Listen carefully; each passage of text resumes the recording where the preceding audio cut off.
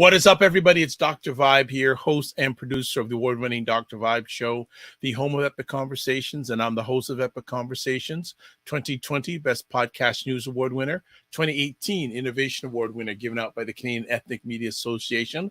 Also, I'd like to say that I co-host and co-produce the only online show for dads and fathers that's sponsored by Dove Men Plus Care. And being part of that collaboration over 2022 and 2021, reached out directly and indirectly with a team to over 100,000 fathers around the world. Also, just want to say, Canadian Ethnic Media Association, yes, 2020 Best Podcast News Award winner, 2018 Innovation Award winner. As always, I'd like to say you're blessed, highly favored, a magnet for miracles, solution for someone's problem. And we got a little bit of a delayed start today on Black Canada Talking, but we are here and we have our roundtable, which we try to do at least every 2 weeks. And a little bit of housework before we go any further. If you can, subscribe to the Dr. Vibe Show on YouTube. And also, when you do it on YouTube, hit the notification button so you get notified when epic conversations come up. And I appreciate that. Also, like it on Facebook and anywhere you're watching this, subscribe so you get notified. So appreciate that and do not take it for granted. And just want to say welcome. And one of our all-time regulars when it comes to Black Canada Talking period. And actually, I was speaking with someone last night saying, when is Cesar coming back? When is Cesar coming back? So we have him back with myself and Cesar. We're going to chat about one or two things on this abbreviated version of Black Canada Talking today. But most importantly, Cesar is in the house. What is up, Cesar? Hello, Dr. Vibe. Hi, my people. Thank you for having me always. I'm good, thanks. Good. And thank you for taking the time as always. We're going to probably just hit maybe 2 or 3 subjects today, but I think we'll have enough conversation about it. So we're broadcasting live on February 26th, and it's coming to the end of another Black History Month. And I was told that someone I know met you at an event in Ottawa that was celebrating Black History Month. Do you know who that person is? I think I know who. I think the brother surprised me, but yes. And who was the brother that surprised you? My God. I'm having a memory blank right now. But no problem. You want me to tell you? A finest brother doing great work in the community. Roger Dundas? Roger Dundas, indeed. Yes, he told me, says, guess who I met last? I go, what? I have this guy on all the time. I haven't met him yet, but he said he really enjoyed meeting you, and I'm glad that you two met, and I'm speaking that he's expressed interest to come back on with you in the very near future, so that'd be great. But we're coming to an end of another Black History Month. What are your thoughts? How are you feeling? How can I put it? So one little thing, it's a really side note. I want my Black people to be able to celebrate Black History Month without always thinking that they gave it to us because it's the coldest month of the year. Oh, it's very philosophical. It sounds like a little nothing, but this is one of the issues that I address in terms of why it's important for us as Black people to know our history and speak our narrative, because if not, we would tend to attribute things to white/non-Blacks. The reason Black History Month happens in February is because the founder, Brother Carter G. Woodson, it's in honor of his birthday. It has nothing to do with winter. It's a man who, he died in 1875 to 1950, if I'm correct. His whole life, he stood up for Black education and for society's recognition of Black achievements. And it's from there that basically came the notion and the importance of Black History Month. And as such, his birthday being in February, if I recall correctly, this is why we celebrate Black History Month in February. Nothing to do with winter, this is not something white people gave to us. It's not. So that's just a little thing that I think as Black people, we need to change that type of narrative, because once again, it makes us look inferior with inferiority complexes. Now, as per your specific question, I want to say that it's interesting for us to talk about another Black History Month, literally the third one, so 2021, 2022, 2023, after the recorded murder of George Floyd. We have to recognize, and of course, this is not forgetting any of the others, whether it be Sister Sandra Bland, our young brother Trevor Martin, or right here in Canada, Abdirahman Abdi, Regis Korchinski-Paquet. But we have to recognize the importance of the mobilization that came following the recorded murder of George Floyd in the context of the pandemic, in the context of not much, no sports on TV, but also a test to, I would say, the evolution of language in terms of people being more, the conversation being more out of the box, and also organizations um, talking more about equity, diversity, and inclusion um, when they really should be talking about inclusivity, not inclusion. But we have to start assessing how truthful and how concrete are those measures are being, because uh, we don't want to be bamboozled again. Black people get bamboozled too easily by the system, and too often we also bamboozle ourselves due to hope of things changing. So we end up having scraps when we think we're being invited at the table. And when I look at this yet another Black History Month, my question is not so much in terms of kind of like, you know, you should have done more. Everybody can always do more. But at the end of the day, as a community, as a whole, and talking with Black people worldwide, is the fate of Blackness really progressing? Is the fate of Blackness really progressing when, in terms of statistics, we are still at the bottom? Obviously, I'm not talking just since George Floyd, it's only 3 years, but like our individual fates may be advancing, but is our community fate advancing? I take, for example, earlier this week, the president of Tunisia using Black people as a scapegoat for the economic issues in his country and the political climate that he has created in wanting to pretty much be a dictator, blaming Black people and racist interview and everything. Where's the African Union? Where's the outrage from the other African countries? Where are the Black Muslims being offended, being outraged, to being looked at as invaders and looked at as slaves? When I look at our own Black communities right here, it's great that we can come together for events, and we have to celebrate the people doing great work. But is You, our, is our Blackness really as inclusive as we like to think? Even when we talk about LGBTQ, even as we talk about mental health. Um, I was honored to be on Thursday. I was on the panel, Black US panel, addressing a lot of these issues, and I was glad of the conversations that among brothers who are community activists, educators, pastors, and ministers. We talked about the LGBTQ issues, and I think there was a general agreement that it's great to point the fingers at non-Blacks and say racism. It's great to address historical wrongs that are still impacting us. But even ourselves as Black people, we have to address our coming together as one, despite so many differences that others have created upon us and that we create upon ourselves, from skin color, colorism, to sexual orientation, etc. And of course, backgrounds. Yeah. just out of curiosity, was that conference being held in Chicago? No, it was actually virtual. Okay. It was by Sister Jocelyn Dion, if I remember correctly. But she runs a project which anyone can find on Facebook, I believe, L'amour de soi.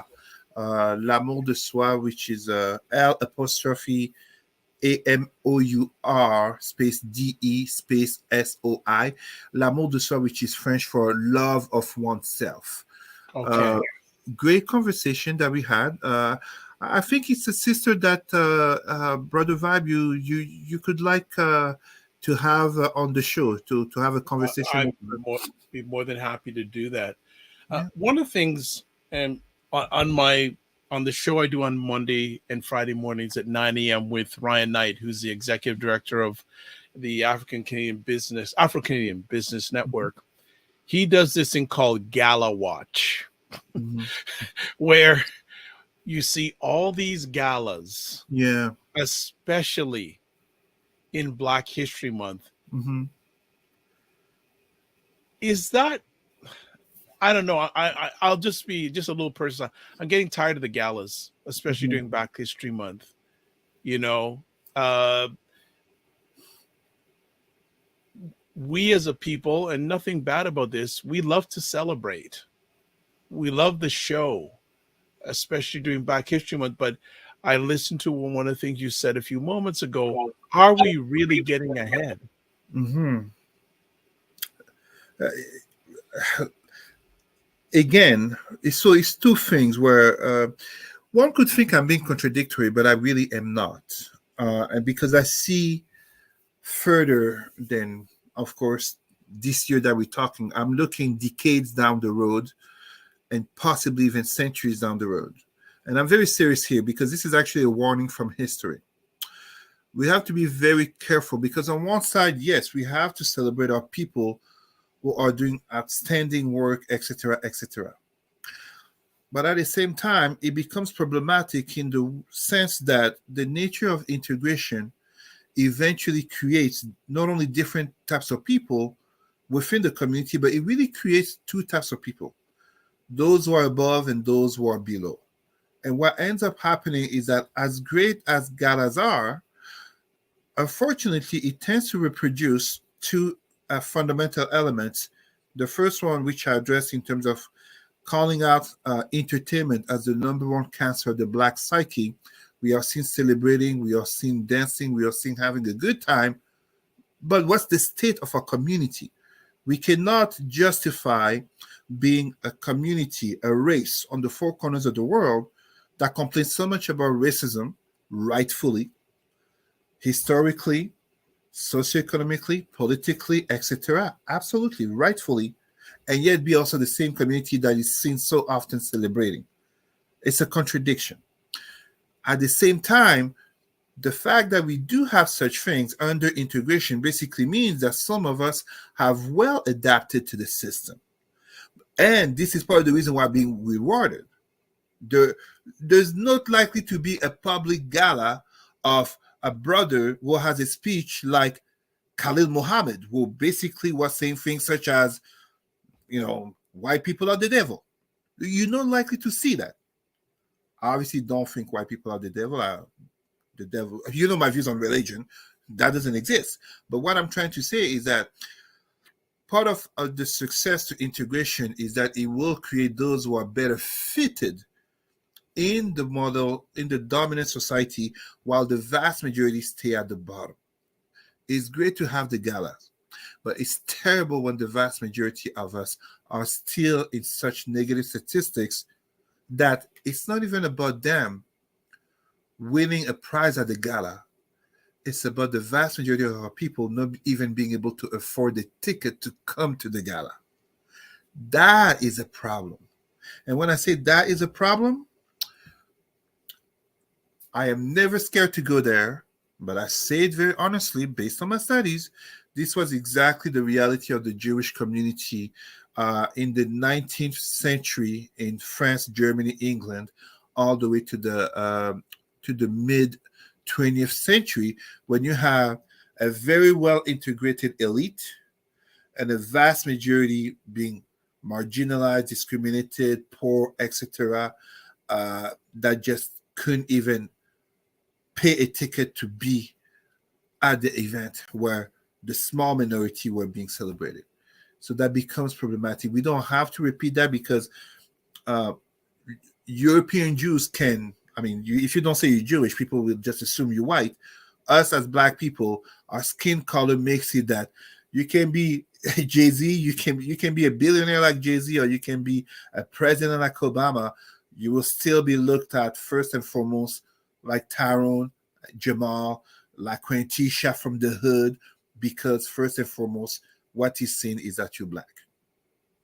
It's a warning from history. So it's great that we have the gala and we have to celebrate our people doing great work, but we cannot be lusting and fasting into celebrations and dancing and all that stuff the vast majority of us can't even afford a ticket to be at the event. Good point. Good point. What do you feel Black people could be doing better when it comes to Black History Month or just Black history in general? That is an excellent question. And here I am actually being reminded of a post that I saw. Actually, two conversations. One post that I saw, I didn't get to intervene. Maybe it got deleted because it was so controversial. As Black people, our pride, we have to really define our sense of Black pride. It's too, and some people will be upset by what I'm going to say, and that's totally fine by me. For too many of our people, our Black pride is still too strongly attached to hyper emotivity and impulsivity. The post that I'm talking about in question was about, and it's a good friend, online friend, so it's not against him. I understand where he came with the post, but he made the post. This brother, this Haitian brother, made a post about how white people don't like Black people, and of course, most Black people were agreeing and talking about history, slavery, colonization, systemic racism, and you had some white people, especially white women, will have children with Black men, talking about this post is racist, it's insulting, and blah blah blah. When we talk about Black people here, my Black people have to understand white people don't have to love you. It's even weird to think, to hope for such a thing. It's not about love. We're talking about power relations where you have to be respected, notably under the law, where you have rights, and it's about imposing you respect. It kind of goes back to what I was saying earlier about us as Black people rightfully complaining of racism and yet being too often seen devaluing ourselves in constant and too often stupid entertainment. It's about the character of a people, of a group. It's like the example that I like to give often. No matter how rich and powerful a Black person is, that person is first seen through the stereotypes of the group, while other communities, I'm talking here notably of Asians, we can say yellow Asians, Chinese, Japanese, Koreans, just as Jewish community. You can have one of the members be poor, but the strength of the community makes it that they are protected further from aggression. So it's not a matter of love. And this is something Black people have to cultivate, to detach themselves from these over emotional lenses through which we look at the world and we look at ourselves.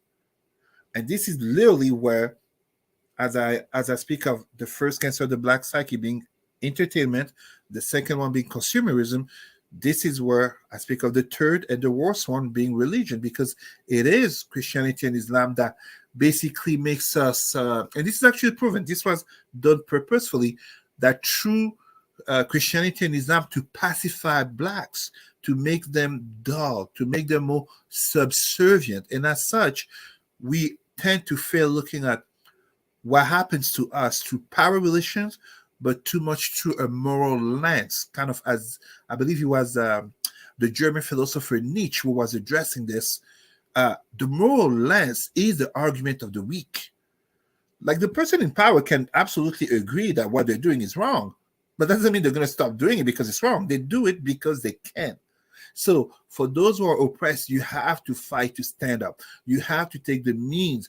We have to, in the context of Black History Month, we have to educate our youth past the lenses that have been set in place for us, where notably over 90% of Black people worldwide are Christian or Muslims. It's a contradiction to our past, where consumerism, in the US, the studies are very formal. Black people are the number one consumers and yet are the poorest community.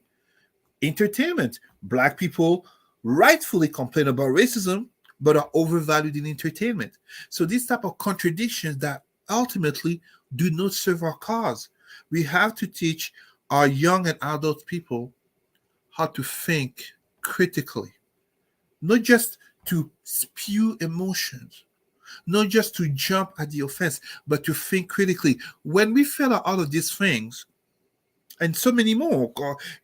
I can talk about the socio-economical development of our community. I can talk about the Pan-Africanist notion of seeing one another as brothers and sisters and not falling for false divides, such as being African American versus Caribbean versus African, because at the end of the day, that racist white cop will treat us all the same, whether our name is Trevor Martin or Amadou Diallo.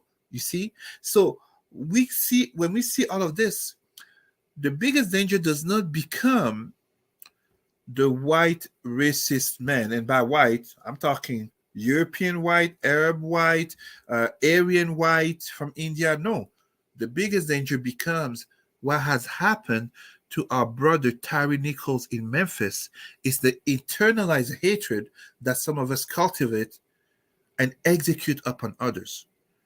Because at the end of the day, kind of as allow me to show the book here. It just happens to be right here next to me. As the brother Franz Fanon wrote, black skin, white mask. That's what the real problem becomes.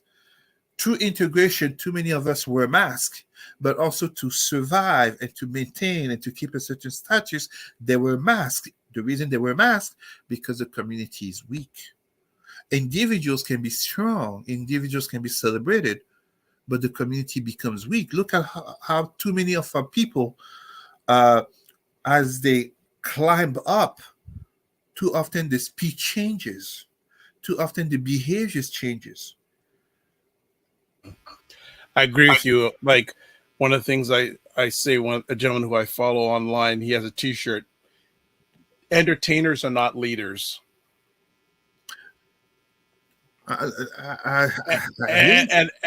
I back you, because I've mentioned this on during other conversations. AC Nielsen, which is one of the biggest research organizations in America, and the last recently did a study, and the results of the study showed that black if black individuals are more swayed by influencers and entertainers than any other culture 100%. Yeah. in North America.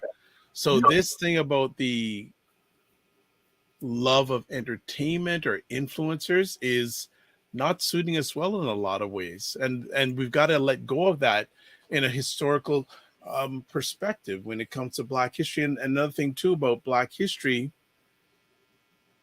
too many people who are melanated or non-melanated think that Black history started at Martin Luther King. Mm-hmm. 100%. And I see this far too often. The vast majority of people, you ask them when did racism start, they will say slavery 400 years ago or colonization in the 19th century. That's not true. Too many people, when you talk to them about Black history, the Black history is really about three things: slavery, colonization, and MLK. Maybe Malcolm X. That's and these. When I say too many people, I am talking here mainly of Black people. Mainly of Black people. That becomes a problem. Our ignorance becomes a tool to oppress us because it prevents us from standing up.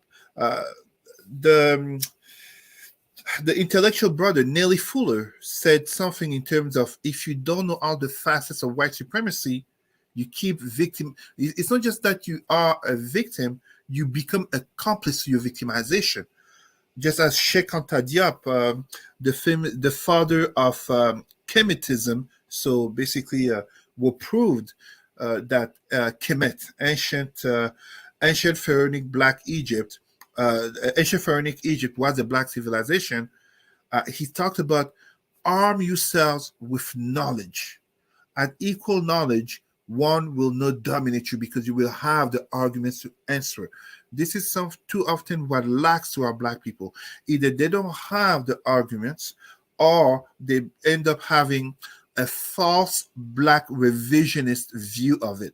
And this is what gets many of our entertainers brothers in trouble, notably when they go say things about the Jewish community, which not only is not true, but too often comes off anti-Semitic.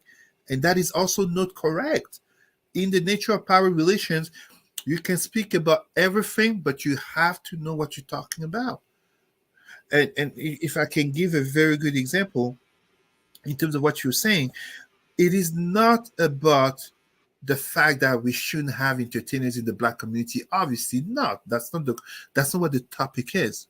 It's the prevalence of the influence of entertainment in the black community in terms of our relations to ourselves and the perception of us as a group by others. To give an example, arguably the greatest, one of the greatest, definitely the greatest boxer of all time, Muhammad Ali. When you talk about black consciousness, you speak of Muhammad Ali with Malcolm X. When you look at Colin Kaepernick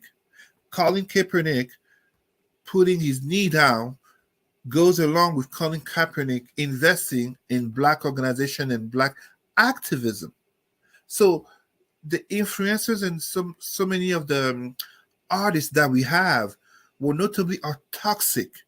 The spreading of the N word, the type of videos and content. Ladies, don't be offended. WAP, WAP, although I understand that too many black male artists have produced such overly sexualized content, it doesn't justify that we have sisters, notably will have children while married, will produce such and celebrate it. It doesn't make us look good. It doesn't make us look better. If suddenly Cesar becomes MC Cesar and I appear in a gangster rap video, my argument that so many others have done it does not make it any better for the community. It just makes me contributing further to the stereotype because I got earrings and I wear shades. Nobody would care that I have a medical condition with my eyes. It would just be looked at, oh, I knew this guy was gangster. I knew, kind of like in the Boondocks, this guy had a, excuse my language, N-word moment. That becomes problematic. And we can't afford that because we still have, just this week, I think it was 45 people, 45. I don't know if it's black people necessarily. I don't think it was black people, but we still have Africans dying in the Mediterranean Sea. Mm-hmm. We still have political prisoners in the United States. We still have African countries that are not really free. When you think about my birth country, Cameroon, as soon as you say that you're from Cameroon, people start talking about football, about soccer. The reality of that, the nature of governance in Cameroon makes many, when it comes to like World Cups, wish for Cameroon to lose, because if Cameroon does well, it helps the dictatorial power to remain in place. It makes people forget the realities to stand up, and then becomes like, oh well, just another day. It's a problem that impacts not only us talking about the community, but the mental health of the individuals. Black people, The trauma. 100% trauma. I always say black people are not free. Black people survive. They don't live. I was giving a training this week to public servants in a small town of Ontario. One of the things that I told them, doesn't matter that I'm a senior leader, doesn't matter that you make six figures, doesn't matter that you're rich and famous, doesn't matter that you are XYZ, that some people would call black privilege. When you're black and driving and there's that police car behind you, you have that moment where it can be a very slippery slope of not even a second. You can end up on the newspaper and be the latest black man or woman in a long list of many innocents who have been victimized, if not killed. This is that black reality. And I'm not being paranoid when even in the US you have black police chiefs who were victims of racism by their own cops, white cops in the city who didn't recognize he was the chief. Yeah, we can only hope that Black history is going to take a turn for the better. And not just a turn for the better, it has to go with the community activism. It has to go with the community activism. For me, it always bothered me that we can have events where not only most can't afford the ticket, but most don't even have the time to be able to come because they still have to work 2 or 3 jobs. This is our black reality. So yes, I can. I can go here, I can go there, I can afford this and that. Sure, that's great for me. Tuesday, there's an event on Parliament Hill here in Ottawa. My wife will go to represent me. Great, lucky me. But what about the community? That becomes a problem. So I'm not just here pointing fingers, I'm also looking at myself. I am Black, I'm part of this community. It's all of us.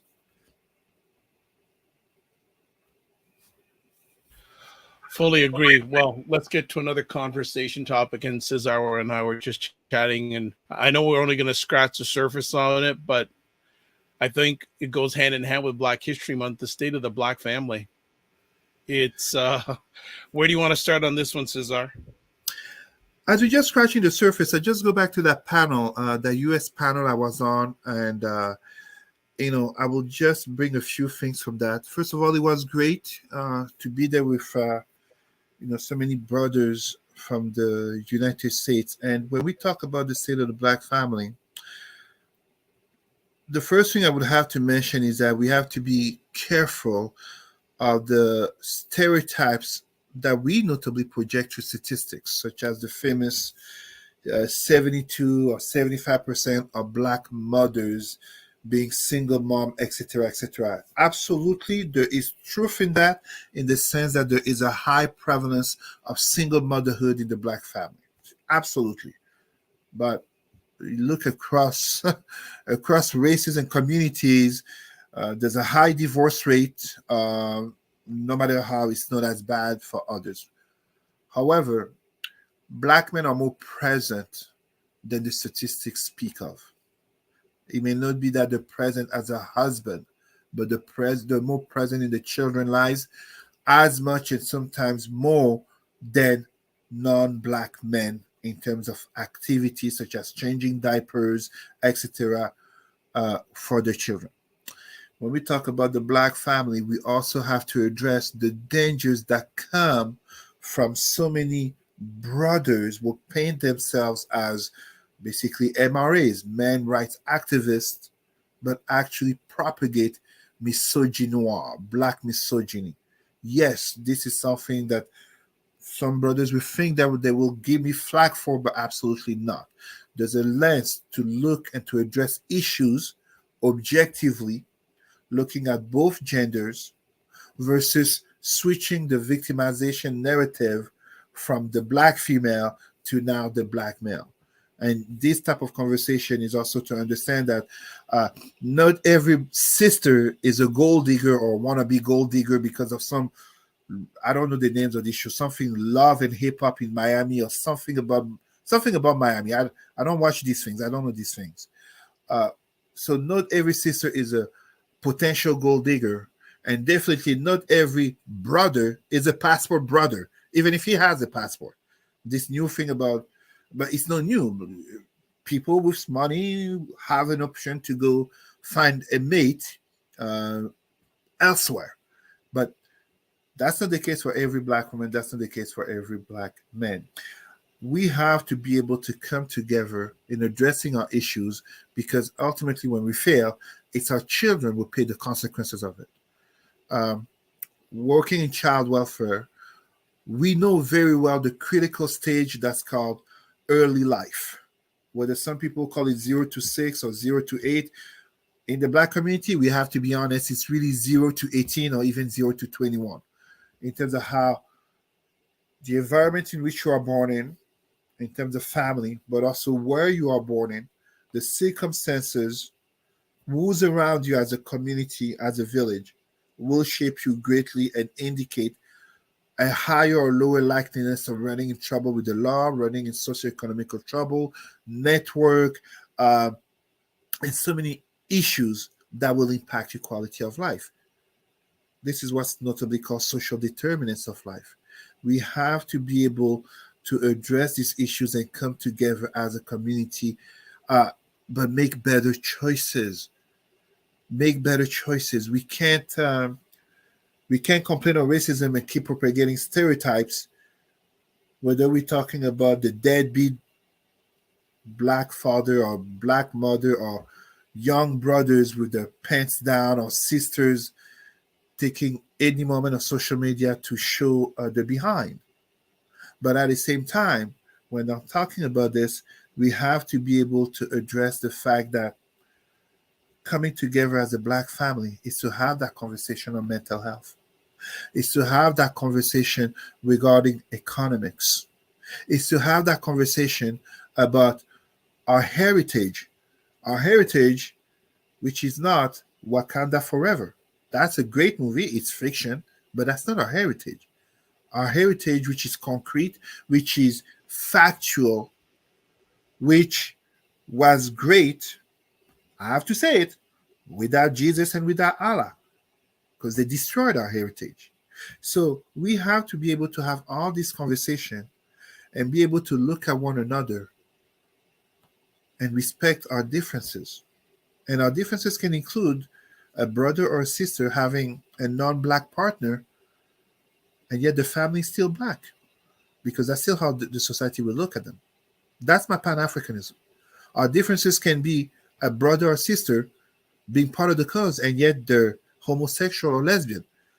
And for those who disagree, MLK's mentor, Bayard Rustin, was gay. Audre Lorde was lesbian. To what extent can we conjugate black activism without the contributions of our LGBTQIA plus brothers and sisters? And speaking about all of this, the black family, I think, it does exist 100%, but it's too often in singular homes. I have a black family, but the reason we talk about the state of the black family is because as a community, we have too high of a rate. When we say single motherhood, wow, it's also single fatherhood and the consequences it creates upon our children. Recent studies in the US say that the two lowest net value economic groups in America at the bottom are a single black mother, and next up to that is a single black father. 100%. And, you know, I'm a believer. I don't put my thoughts into these conversations that much, but I think the state of the black family is really going. One of the key things is there's got to be an economic thing. Oh, 100%. People are stronger economically when they are together. Especially in this age, you have to think how at the coming of World War II, first of all, society was not uh, created per se for black people, because we were under segregation on this part of the world, colonization in Africa. But at the coming of World War II, there was a massive input of investment from the government in job creation for men, making men more attractive financially and being able to create families. This is when people, especially religious people, when they have this notion of the stay-at-home mother and the working father and that being stability, it's an image from the 50s. It's an exception in history, and it's a white image of the 50s. You know, the white picket fences, the two children, boy and girl, and a dog. It's a white suburban family model. However, it proves that when government wants to invest in something to change the narrative, they can do it. A simple proof: the United States government has already put over $30 billion in weapons for Ukraine. Great. The Ukrainian people are victims of an attack. As Westerners, they deserve their aid from their allies. No problem. But when we look at the realities, and we're not just talking about black people here, when we look at the realities on the ground, too many people live in poverty in the United States. Too many families, black, white, and others, are broken apart, and the financial power, which also translates to attractiveness power of too many men, especially black men, is greatly reduced. And as such, we know this since the 70s, too many sisters rely on the government in terms of fulfilling a role of provider. Those are poisons that destroy communities. it's really challenging these days because again we're in post pandemic, but things haven't are not. I don't see if they're marginally better for the state of the black family. There's so many forces, but I know we can do it. We can, but so I'm gonna. I mean, if anyone thought I was being negative, I'm gonna get negative Uh oh. even here. But things are gonna get worse. Actually, things are going to get worse. In terms of what I read, in terms of what I understand, things are going to get worse. There's, as winter. So March is coming. As winter is coming, humans in the north tend to have an impression of things being better because nature is coming back to life. But when we're talking about recession, and when we're talking even in terms of geopolitics, the divide that's occurring. So, as I was just talking about Ukraine, the media like to say that the world condemns Russia. No, it's not the world. It's the Western world. The vast majority of nations in the world are not condemning Russia. However, what this is doing is that it's creating further a divide, and the fact that it's creating further a divide will have an impact economically upon nations, notably these nations like where we live here in Canada and the US. This economic impact will be felt notably socially in terms of the power of the dollar, but also further social divides. We're talking here about, we are in 2023, the demographic projections, speaking of further low birth rates of whites, increasing birth rates of blacks, especially in Africa. This type of tensions we can already see here. What's his name? Florida Governor DeSantis being at war with the woke. It's sensationalism, but that's motivating a white base, and yes, some black people, but woke. The five brothers behind me, the heroes of Pan-Africanism, they were woke. They were woke. Woke comes from us. It's black culture. It's be awake to the system and how it's oppressing us. DeSantis doesn't know what is woke. Those white Republicans don't know what is woke, but they're going to use this to manipulate the Johnny and the Mary, weaponize them into further antagonism, and they're going to be helped by the intellectual language of, and he is an intellectual, but of people such as the Jordan Peterson in Canada, in English Canada and the US, the Mathieu Bocoté in Quebec, the Éric Zemmour in France.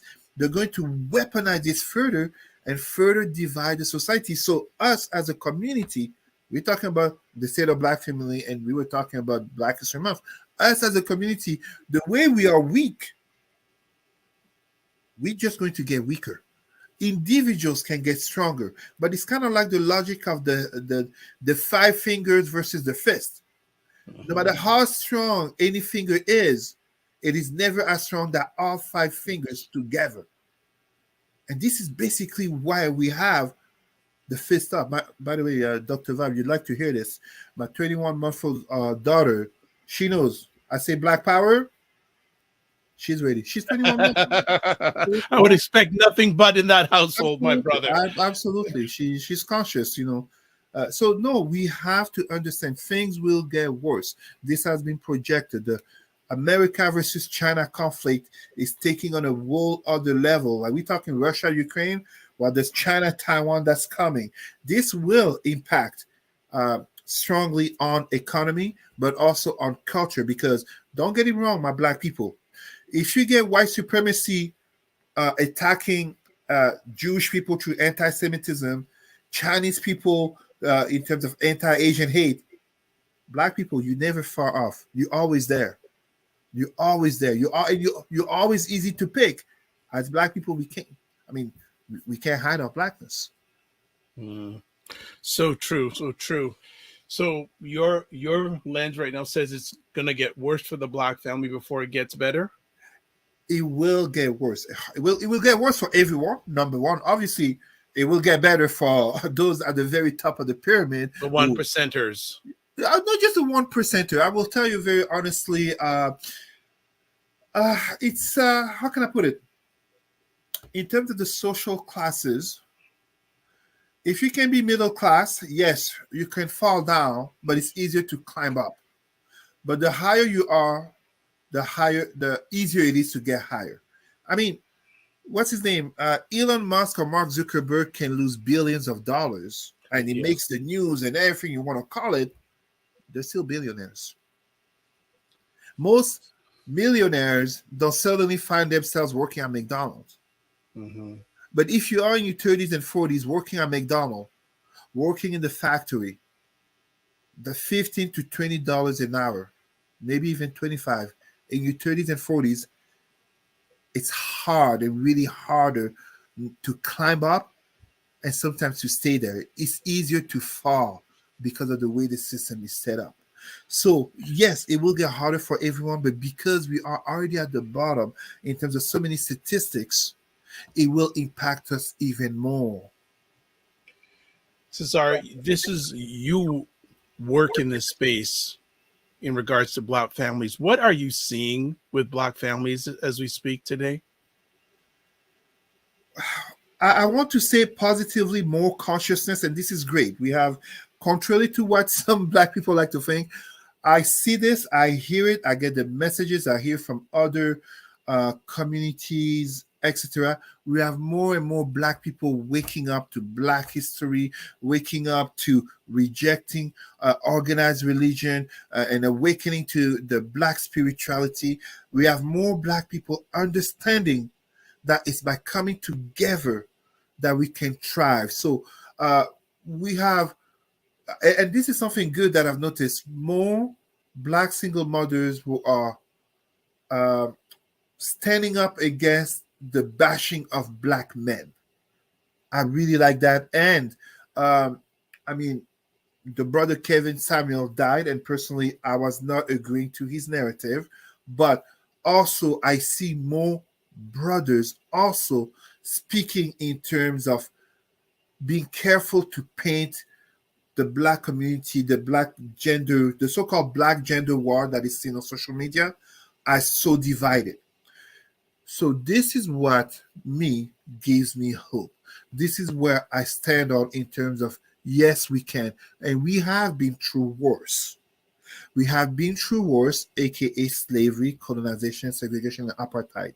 But we did not come out of those historical challenges through a moral lens. We came out of there because we fought, because we strategized, because we said, no, this will not be our story, because we dared to say, in honor of our ancestors and for the sake of our children and descendants, we have to succeed.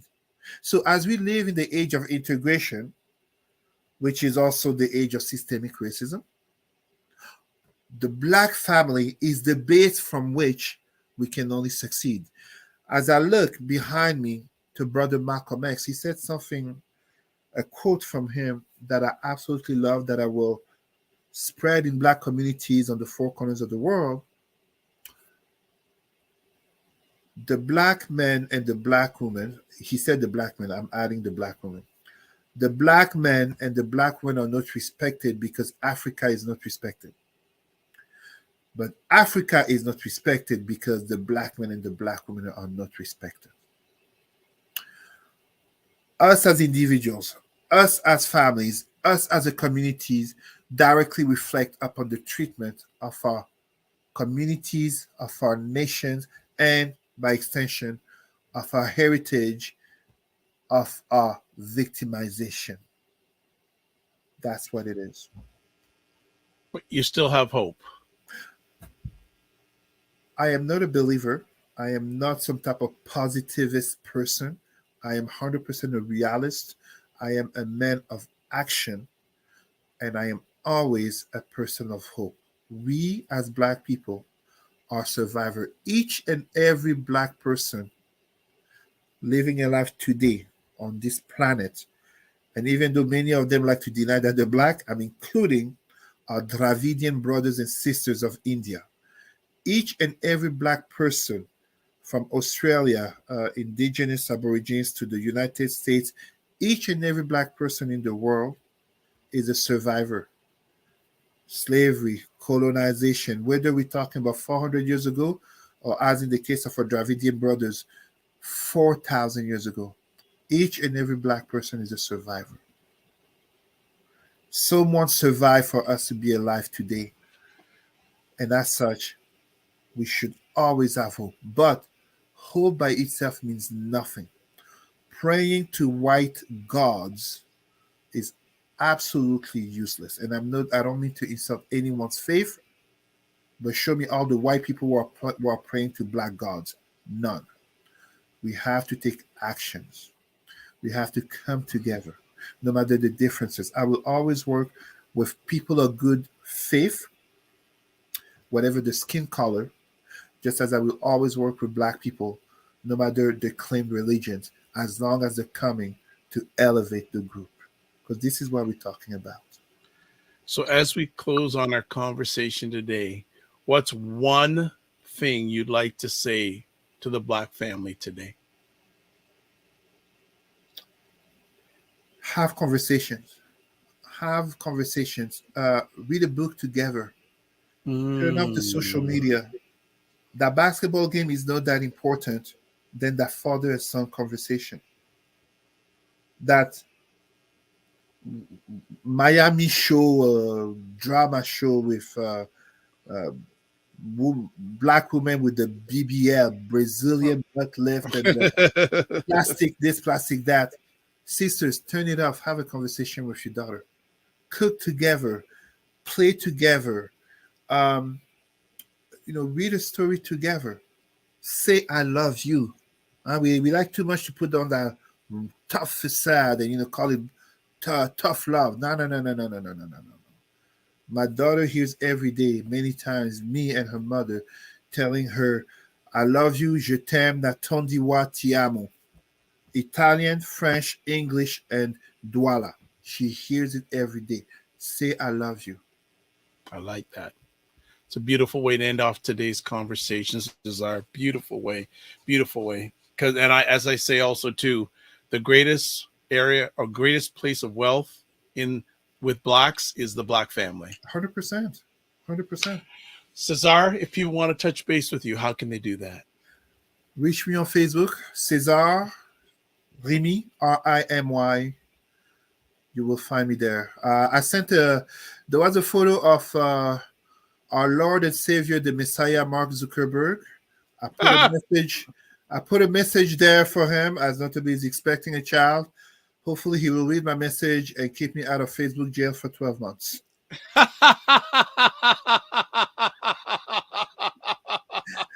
Well said, my brother.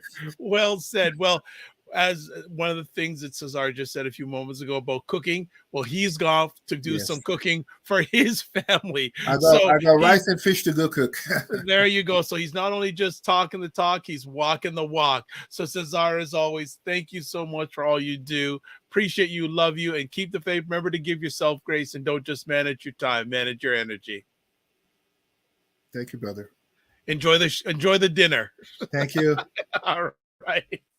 All right, everybody. Beautiful. We started a little bit late today, but as always, Cesar brought the heat as always. So I want to say thank you so much as always. So a few last things before we close down today. You can watch replays of Black Hannah talking at the Dr. Vibe Show on YouTube, Facebook, and LinkedIn. Also, you can watch on my website, the drvibeshow.com. Other things, if you want to touch base with me, there you go. You can catch me at my website, the drvibeshow.com. Email dr.vibe at the drvibeshow.com. YouTube, Facebook, and LinkedIn, The Dr. Vibe Show. Twitter at drvibeshow, and Instagram at the drvibeshow. Other housekeeping things. Subscribe to the Dr. Vibe Show if you can. If you haven't already, especially on YouTube. And if you subscribe on YouTube, subscribe and hit the notification bell. We'll update you on upcoming epic conversations. Also, like the Dr. Vibe Show on Facebook or wherever you're watching it, just like. Would you like to promote your business or service on our show? Contact me at dr.vibe at the drvibeshow.com. We are broadcasting this live on the 26th of February. Now, one of the two, I also co-host, I co-host and show called The Morning Vibe with myself and Ryan Knight, who's the executive director of the Afro-Caribbean Business Network. So if you're watching this before 9 a.m. Eastern Time on February 27th, we have Ariel Kayabaga. She is the chair of the Liberal Black Caucus. She's going to be our guest this Monday on The Morning Vibe. That's 9 a.m. Eastern Time, 6 a.m. Pacific. So catch that. So as always, we're going to close out here with this. Live your life as a dream. If you can dream it, you can make it. Sometimes you have to get smaller to get stronger. Block assumptions and aim bigger, aim better, aim higher, aim wider. Love, faith, and respect. Remember to give yourselves grace and don't just manage your time, manage your energy. God bless. Peace well. Keep the faith. Walk good, and we will catch you soon.